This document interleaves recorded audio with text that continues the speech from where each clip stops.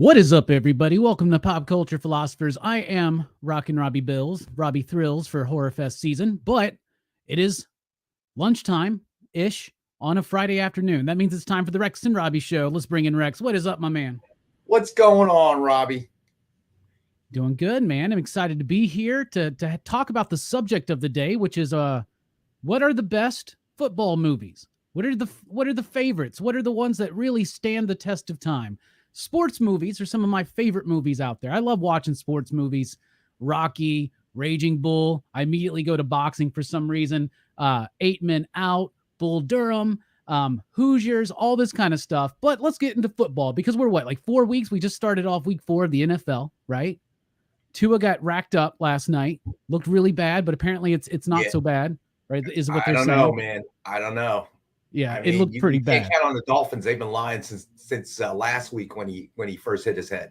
Exactly, right? Yeah, so I'm kind of curious, man. That's bad news to have 2 concussions in 5 days. It's not good. Yeah, so it's not good at all. Rex and I like to, bash each other's favorite football teams and stuff. We talk a lot about football here and there on the EXP show that we do on Mondays and, of course, here on Fridays. So I just figured I'd like to know what Rex's favorite football movies are. And honestly, I think out of all the sports, football, I don't know. When I'm trying to come off the dome on it, I thought it was slim pickings. And then when I kind of started filling out my list, I had a lot of movies here. Yeah. But I don't necessarily like these movies as much as some of my favorite basketball, baseball, or boxing movies. So where do you think football movies rank with all the other sport movies? Well, we were talking about this before the show started. And I think I see what you're saying, in the sense that baseball's probably been around and been popular for the longest. So there are more movies made of it. So when the quantity is higher, then, it's going to be easier to say, okay, well, this one was great. And, there have been some great baseball movies. I mean, no doubt. 61 was a great movie. Bull Durham, which you mentioned, was a great movie. So they're going to have to remake 61 this again now, aren't they? They're going to have to remake 61. Yeah, right. Yeah, I know. After Judge hit his dinger. So, I want to say that I don't really see one as better or worse, maybe different. I think that football movies, I look at my list. There's been some comedies, some really funny football movies. So, you know what? I have an extra one here. I forgot. Well, one of the things you mentioned, the longevity of, say, baseball, it's been around for longer, right? And I think the NBA was popular before the NFL really started to rise. And that's another thing is this idea of the NFL being the top sport here in America. And we're talking about American football, everybody. Okay. I just want to, for our international viewers, we're not talking about football, soccer, whatever. That's not what we're getting into tonight. But the injuries in American football are real. Sometimes they do, man. Your comment section may blow up after this episode. I'm just saying. I mean, I'm saying sometimes they're like, man, we don't have enough timeouts. I'm just going to lay here for a second. I'm like, oh, coach, I can't. Well, I got to tell you. So when my daughter was little, a buddy of mine had gotten tickets to the link, and it was the World Cup. I don't know how they do it, but it was like a World Cup qualifier or something like that, right? So they were really good seats, right on one of the end zones, right in the corner.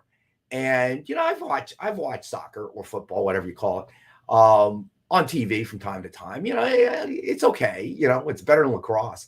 But we saw this guy go down, right? And he's holding his shin, and he's just rolling in the turf like he's in so much pain, right? Two trainers run out, right?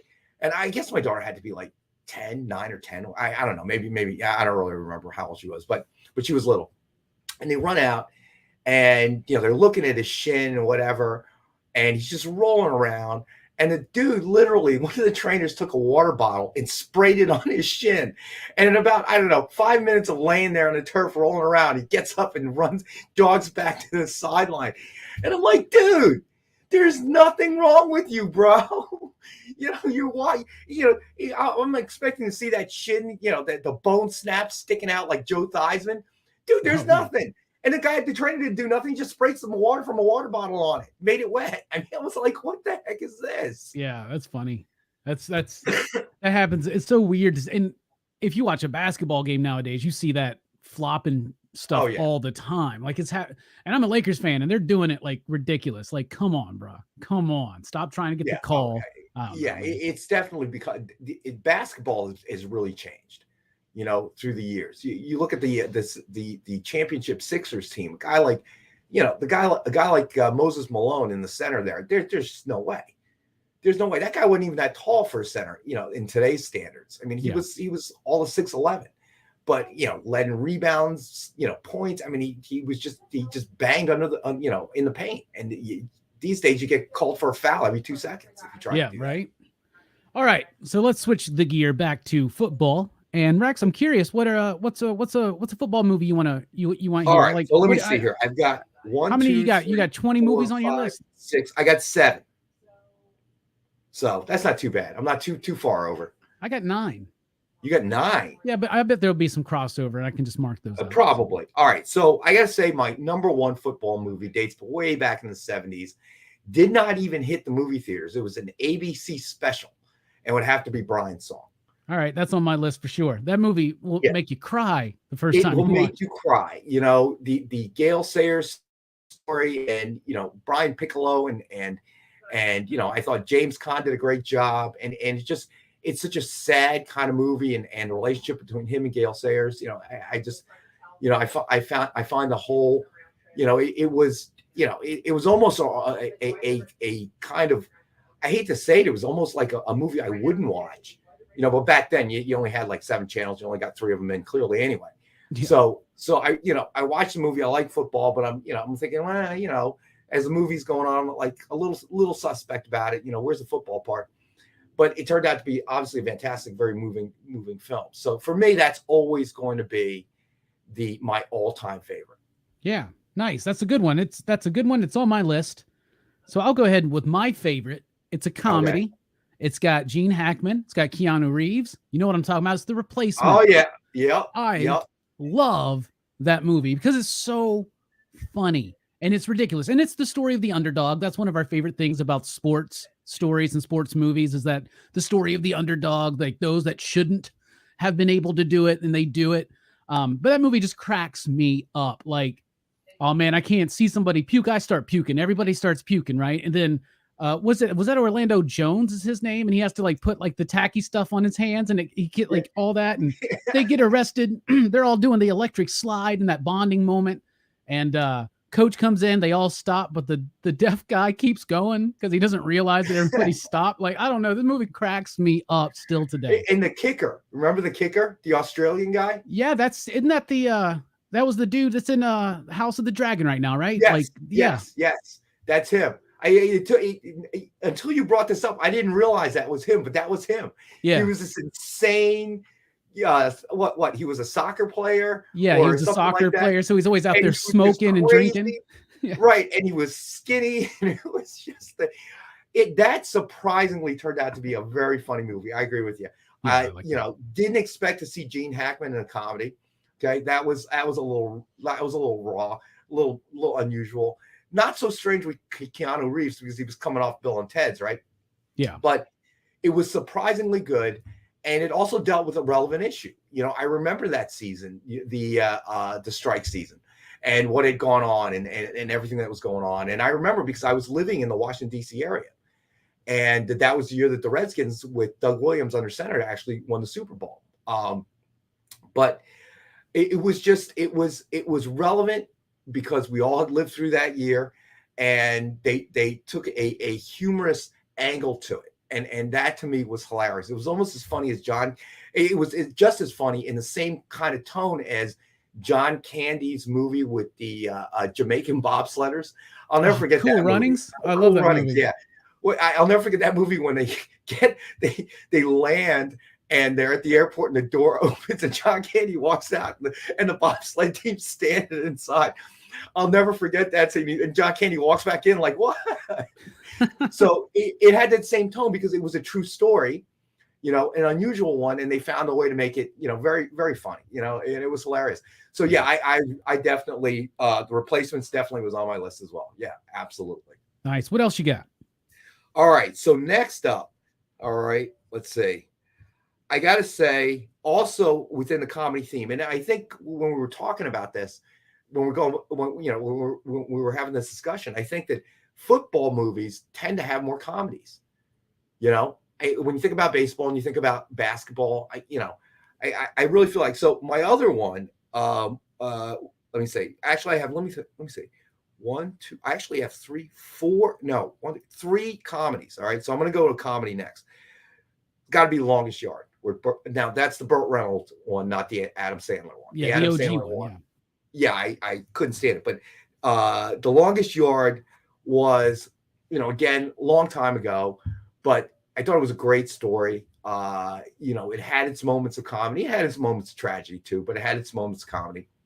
I thought it was a great storyline. When they went to remake it, they really messed it up, man. They really just, and I don't think it was Adam Sandler's fault per se, but it didn't have the same feel, Yeah, for sure. Yeah. So that definitely was one of my my favorites. Yeah, that one's a beloved one. Burt Reynolds, hell of a job in that one. And I haven't seen that since I was probably like in middle school. I need to watch it again because the one that's most recently on my mind is the remake, which also had Burt Reynolds in it. And I thought that was a nice little touch, but yeah, but I just, they missed the mark on it. But yeah, want to say hello to GT Key, Money. And GTK, that's a good one. Did you see that one? Debbie Goes Dallas. Yeah, I don't know. I haven't seen that one in a long time either. So yeah, it certainly put the Dallas cheerleaders on the map. I'll go with another comedy. This one kind of has, to me, the same kind of vibes as The Replacements, but Necessary Roughness. That's on my list as well with Scott Bakula. Scott Bakula, Sinbad. Right? Wasn't Sinbad like he's in there? And then was it Kathy Ireland as the kicker on that one? I think it was. Yeah. I think it was. But I really love that movie. That one was a surprise sleeper as well because at that point in time we only used Scott Bakula from Quantum Leap. Yeah. So now all of a sudden he's a quarterback. It was like weird, but he pulled it off, and obviously he's an athlete. In his past, I don't know his sports history, but just based on the filming of it, he clearly. He's thrown a football a couple of times. Yeah. That's one that I used to rent from the video store all the time back in the early 90s. Like I loved that movie for some reason. I thought it was, and I haven't seen it in a long time. So definitely something to revisit. What else you got, Rex? Well, I want to answer Money, because he says Jerry Maguire. Although that's considered a football movie, I didn't consider it a football movie. I kind of got the same vibe with Last Action, or not Last Action Hero, but Last Boy Scout. A lot of people are like, that's a football movie. I'm like, it's about a football player. Yeah, there's a football player in it. It's more of a crime movie, it's not necessarily about the game to me. I don't know, but I've seen that on a lot of people's list, Jerry Maguire. Yeah, Jerry Maguire, I thought, was really a movie about the super agents and the kind of cutthroat industry that is, which is, entirely different. You could have replaced football with basketball or baseball or anything, and it would have worked. It was really a story on the super agents out there that negotiate the high profile deals. To me, one of the biggest one of the biggest scenes was when Jerry Maguire's on the phone, trying to call his clients, competing with the agency that he's at, as they were trying to retain all the clients. That's what that movie was really about. The football part of it was ancillary. That's who they deal with. But again, it could have been football, could have been baseball, could have been basketball, could have been anything.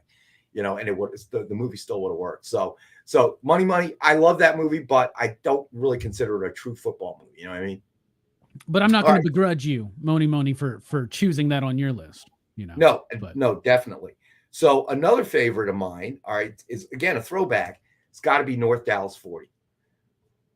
I've never seen that movie. Believe it or not. You need to see that movie. That movie was tremendous, and at the time that it came out, so it was Nick Nolte, and oh geez, I forget, he was a country singer or whatever, and it was a story that really kind of focused on a wide receiver that was getting towards the end of his career, how the industry of football. I mean, there were a couple of very significant scenes. So there's one, the Monday morning after, you see Nick Nolte, right? Veteran receiver, whatever. And it was a very telling kind of scene. Matt Davis, thank you, GT. And it was really, really interesting. So he gets out of bed and the guy's in complete pain, right? Draws a bath. He's got a little baggie of all these pills that he's popping. Okay. He's got a big joint that he's smoking in the bathtub, and the guy is just wrapped in pain.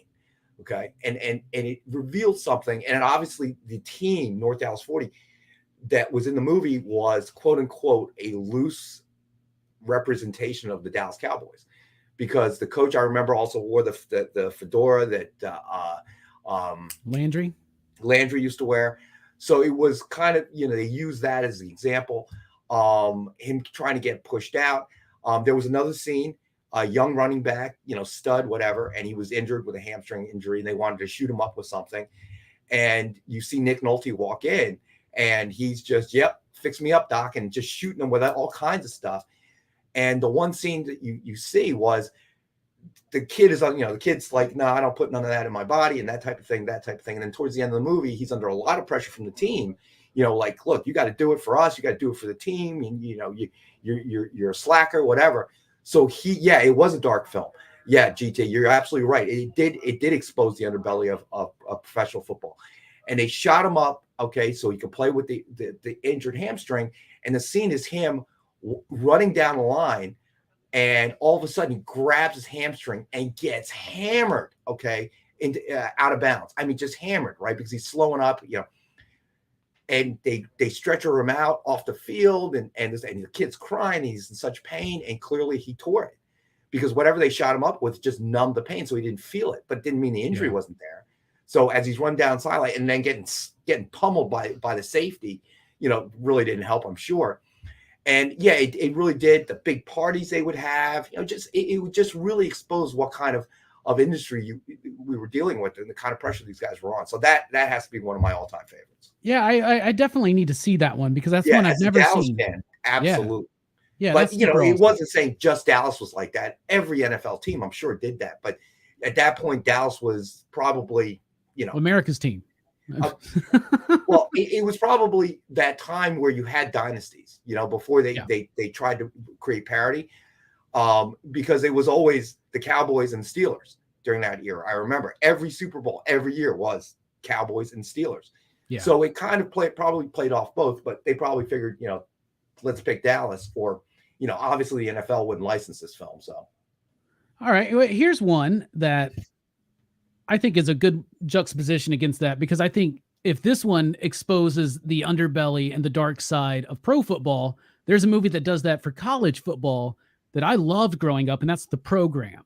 The Program, to me, I don't know how it holds up today on a rewatch or anything. I haven't seen it in a while. A lot of these football films I haven't seen in forever, but yeah, I know. I loved The Program. Was that the one where they were lying in the road or something? Where they were what? Lying in the road. I don't remember that. So Omar Epps is in it, if I remember right, but it's about the pressure that all these college kids are going through. And it's the same type stuff, like playing through injury, partying too much, and all that kind of stuff. and it kind of takes a dark turn. But I remember loving that movie, but I have not seen it in a long time.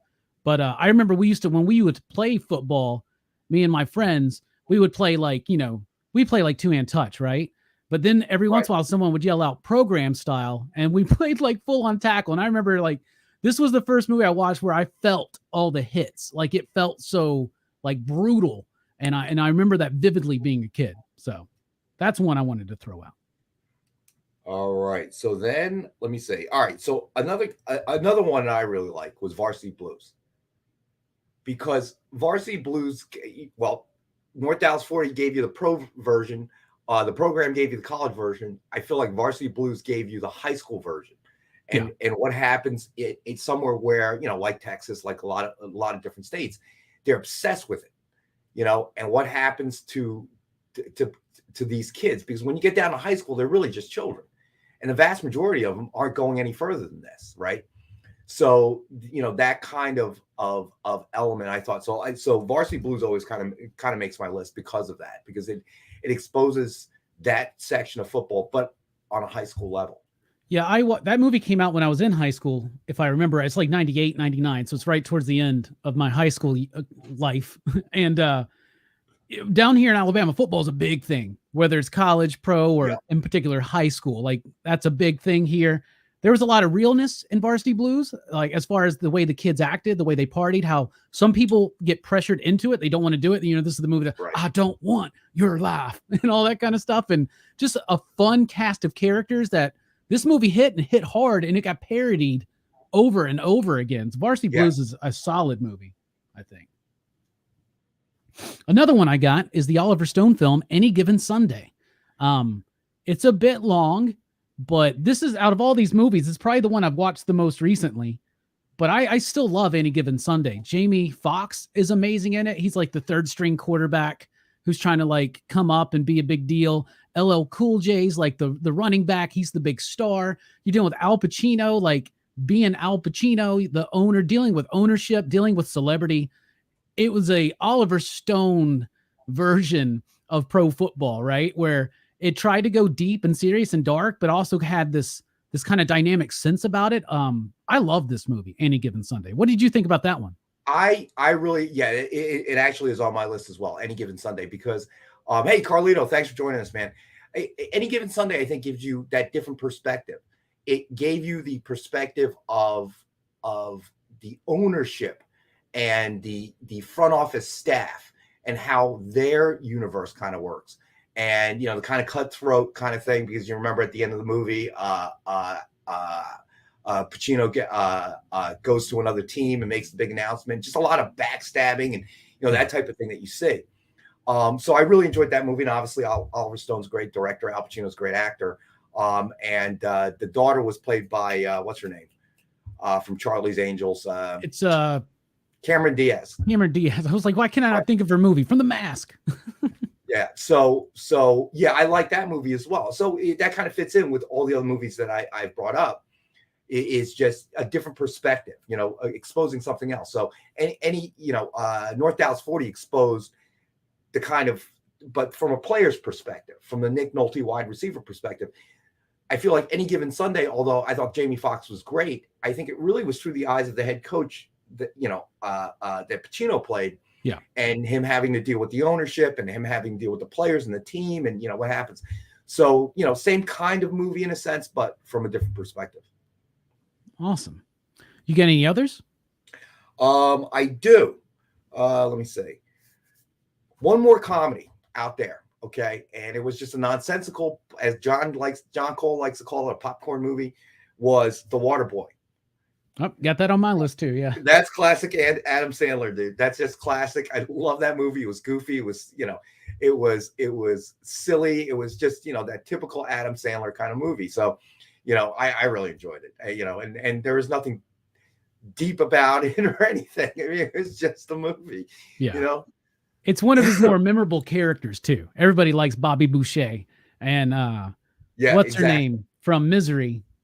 Kathy Bates. Yeah, Kathy Bates. That's right. Fantastic in the movie, man. And Misery. I've only watched that movie, I think, once. I can't with the ankle of James Caan. I can't stand that scene. So we have a lot of respect for James Caan tonight. Talking about Brian's song, he's the coach, if I remember right, in the program. And now the misery, man, that scene is that's so good. That scene where she like hits him in the ankle and you just see it like, oh no, dude, man, I can't. you just oh my see God. it. It's so great, man. Oh no, I can't, dude. I can't. Well, man. You know, October starts tomorrow, so be expecting some horror movie, like some horror movie content coming up soon. Like do. For our list. Do you have a what you consider a bad football movie? I have one. A bad for a one? very interesting reason. Okay, I want to hear it. Let's go. Rudy. Oh, so hold on. I got Rudy on my list. I love Rudy. That was going to be the next movie I mentioned. I thought it was a well done film and kind of inspirational. But after Joe Montana came out and said, no, none of that happened, dude. None of that happened. The entire movie is based on a falsehood, but being sold as kind of a reality. You know, and all the other movies we're talking about, with the exception of maybe The Longest Yard, I don't think we've ever had a story like that, but it was a good story. North Dallas 40 was based in truth. Varsity Blues was kind of based in fact. Okay, Rudy, you took this and you turned it all around and tried to turn it into, you know, oh, look, you know, oh, Rudy, he's so inspirational. And Montana's going, no, none of that happened, dude. That didn't happen that way. See, but Rudy represents heart. And that's why I love Rudy. Rudy is about the heart, that this alleged heart that we think kids play for, right? Like, you ever hear this? People, this kind of bothers me. You hear a lot down here because we're in football country, but people are like, all these pro players, they don't play with heart because they're playing for money. Bruh, like anybody who's trying to play sports professionally, I mean, I'm sure there's a love of the game there, but they're trying to make that money. You know what I'm saying? Like, money's the biggest, incentive out there, right? Like, right, I don't know, like this whole, but that is a movie that encapsulates this fictional idea of just playing for heart. You know, I don't know. The Waterboy kind of is, and Rudy have parallels, don't they? Well, yeah, except the Waterboy was fun to watch and was funny. You don't like Rudy? I love Rudy, man. Rudy, dude. And he finally gets out there on the field. I was a kid when that movie came out. That blew my mind, man. You see, my problem with it is that you really use a real college team, okay? All right, use Notre Dame, and you tried to present like this actually happened, but it didn't. Yeah. You know, so I don't know. I would have been better with it if it were some fictional team and some fictional college, you know, and the story unfolds that way. But the strength of Rudy was you were trying to sell that this really happened at Notre Dame. And then Joe Montana came out and said, no, it didn't. None of this crap happened. Okay? None of this is true. You know, so I kind of felt like that was you're presenting the movie under false pretenses, right? You know, well, how many movies have you ever watched that were based on a real story? You know what I'm saying? Would a lot of people have gone to watch this movie if it just turned out it was a fictional character and a fictional team and at a fictional college? Would this storyline have worked? I don't think so.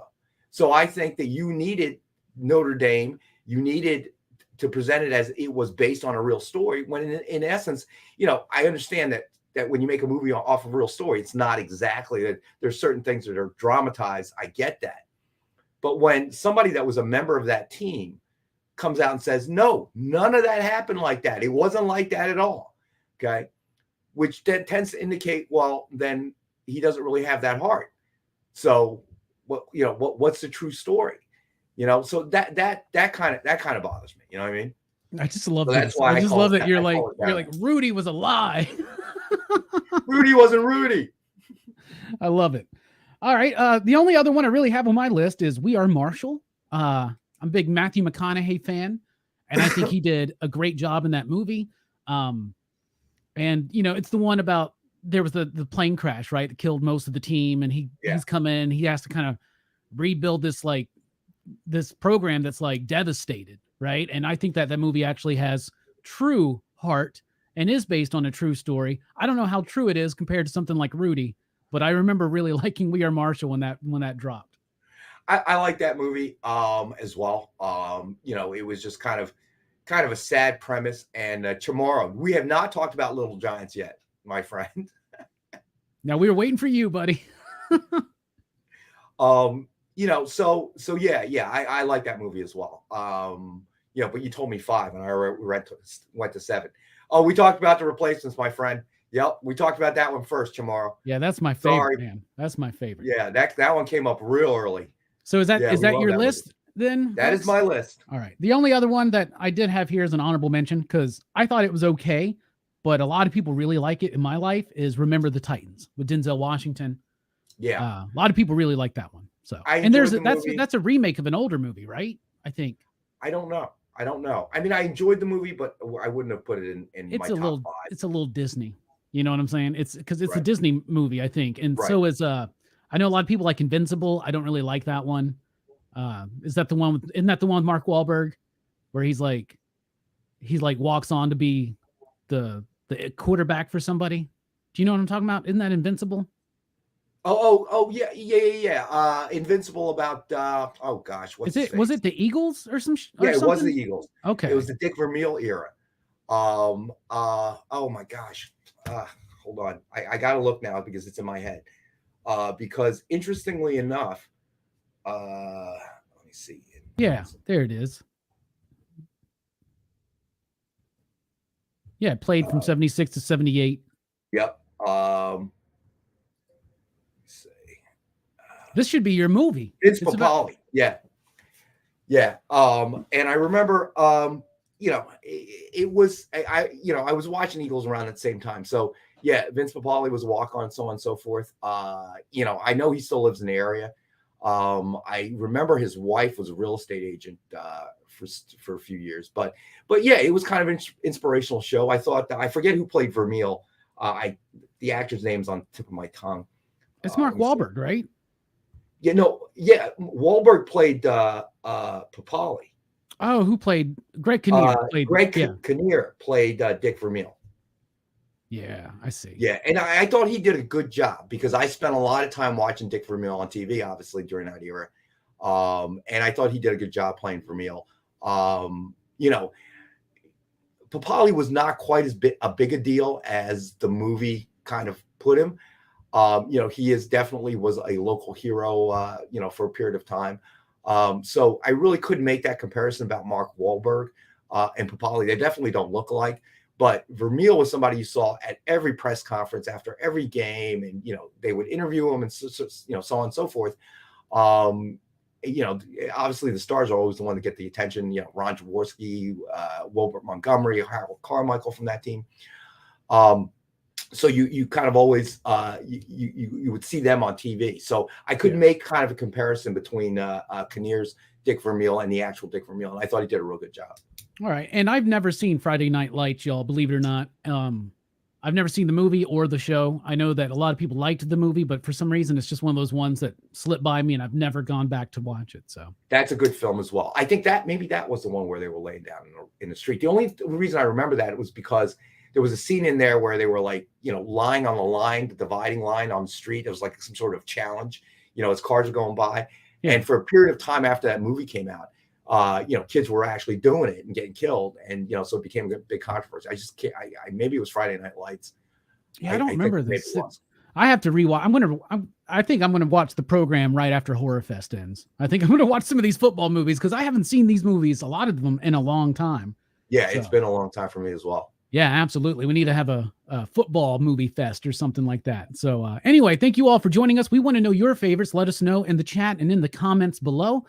Rex, thanks for being here, and do join us on Monday night for the Comic Collectibles show over at The Experience. We have lots of fun. These last 2 weeks, we've had Mariano Nicieza, their live coloring.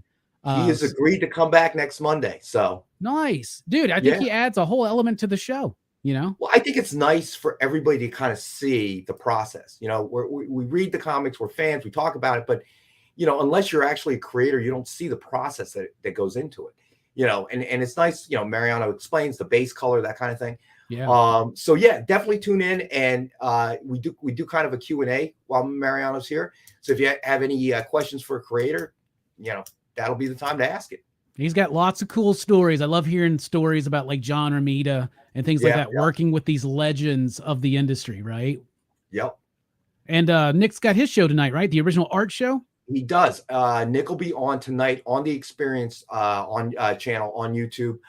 with his original art show. So some of the stuff that you see up here will be on tonight's show. And it's always cool. Even if you don't actually collect original art, it's really kind of nice to see where all this starts, and that's what the original art boards, show you. So there'll be different types, but it's really cool. Absolutely. Well, and it's going to be a busy weekend here at PCP. Join us tonight at 7:30 Central Time for our What Are the Best Comics of August and September. It's the monthly panel. We're covering 2 months, and we got a great assortment of guests. Tomorrow night on Dylan's Horror Show, we're talking Dog Soldiers. It's soldiers versus werewolves. That's what it is. And then Horror Fest continues Monday night with the winner of the 2022 Horror Fest movie poll, Green Room, which I'd never seen, and it was really good. I got to answer Chamorro there. He says, if I'm ever in town, I would love to come on and cook Spam, because I think that's another thing where people should really see the process. We got to make sure John's here. Okay. Yes. So that John can tell him what he's doing wrong. We're going to turn it into a cooking show. Got another Rudy fan. Thank you. Boom. Rudy's a lie, apparently, we found out today. Rudy is a lie. Ask Joe Montana. It didn't happen that way. All right, Rex, thanks for being here, man. Everybody join us on Monday night at 5 p.m. Central Time over at The Experience for a good, fun show. Right, Rex? You got it. All right, y'all. We're dipping out. Station.